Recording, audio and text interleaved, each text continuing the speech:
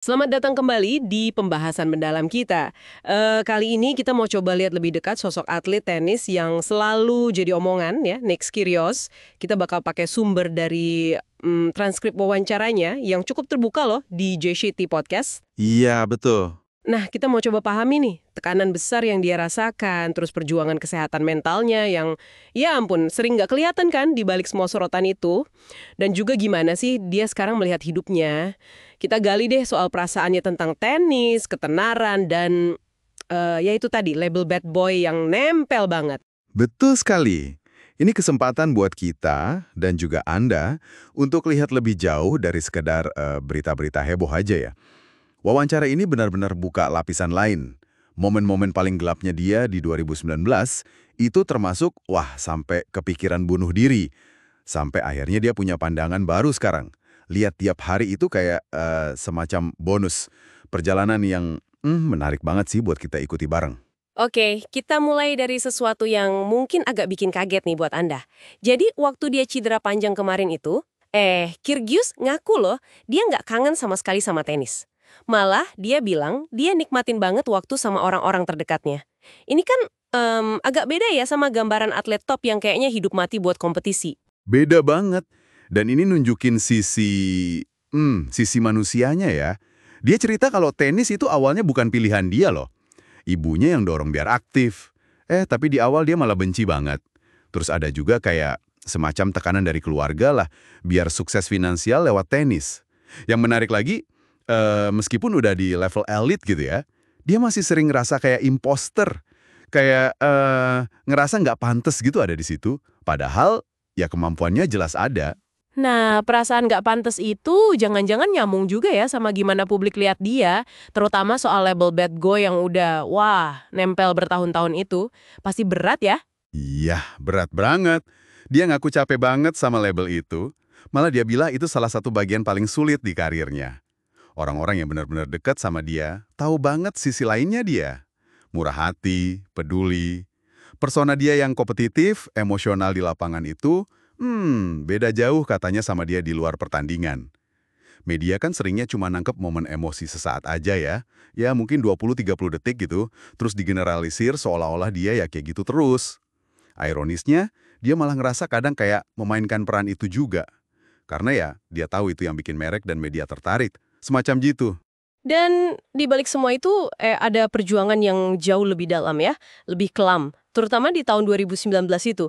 Dia belak-belakan banget soal ini. Iya, itu periode tergelapnya dia. Benar-benar titik terendah. Sampai kepikiran bunuh diri, terus jadi ketergantungan alkohol buat ngatasin rasa sakitnya. Dia juga jadi ngisolasi diri dari orang-orang yang sebenarnya peduli sama dia. Komentar negatif di medsos itu benar-benar masuk dan ngaruh banget ke mentalnya. Gila sih sampai dia harus masuk rumah sakit jiwa di London, itu sehari sebelum tanding lawan Nadal loh. Dan dia harus nutupin bekas self-harm di lengannya pas main di Wimbledon. Yang agak aneh, justru pas mentalnya lagi ancur-ancurnya gitu, hasil di lapangannya malah bagus. Nggak ada yang tahu kan apa yang sebenarnya dia alami di dalam.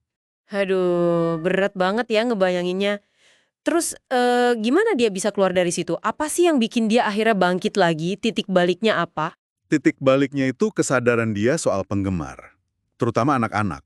Yang ngelihat dia tuh kayak idola. Yang pengen dia berhasil. Itu jadi pemicunya.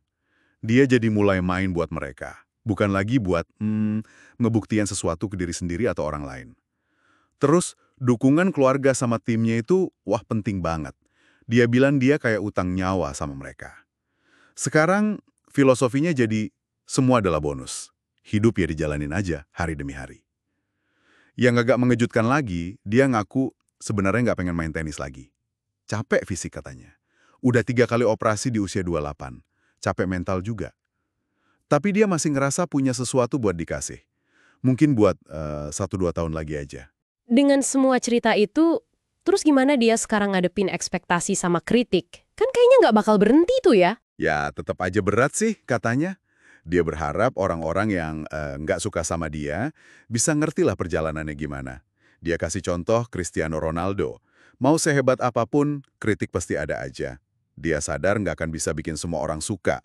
Jadi kuncinya, ya sekarang lebih ke bersandar sama orang-orang terdekatnya aja, sama bikin batasan yang jelas.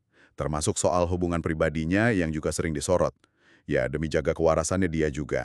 Jadi apa nih inti yang bisa kita ambil dari kisah Kyrgios ini buat Anda? Ini kayak gambaran nyata ya soal tekanan yang luar biasa di dunia olahraga profesional itu. Gimana ketenaran bisa benar-benar ngasih dampak serius ke kesehatan mental dan soal pencarian makna hidup yang lebih dari sekedar trofi sama kemenangan. Iya, ini juga jadi pengingat kuat buat kita semua ya, supaya nggak gampang ngejudge figur publik cuma dari apa yang kelihatan di luar aja atau dari berita sekilas. Ada kompleksitas manusia di baliknya. Ada pergulatan pribadi yang sering banget nggak kelihatan sama mata publik. Dan ini satu pemikiran terakhir deh buat Anda bawa pulang, buat direnungkan. Kyrgios bilang kalau dia bisa ngulang waktu, dia nggak akan milih tenis. Olahraga yang ngasih dia ketenaran, kekayaan, justru bukan pilihan hatinya. Apa artinya ya kalau pencapaian terbesar kita itu datang dari jalan yang sebenarnya nggak akan kita pilih lagi? Pelajaran apa nih yang bisa kita petik soal hubungan antara sukses, kebahagiaan yang sejati, sama pilihan-pilihan hidup kita sendiri? Menarik ya. Sampai jumpa di pembahasan mendalam berikutnya.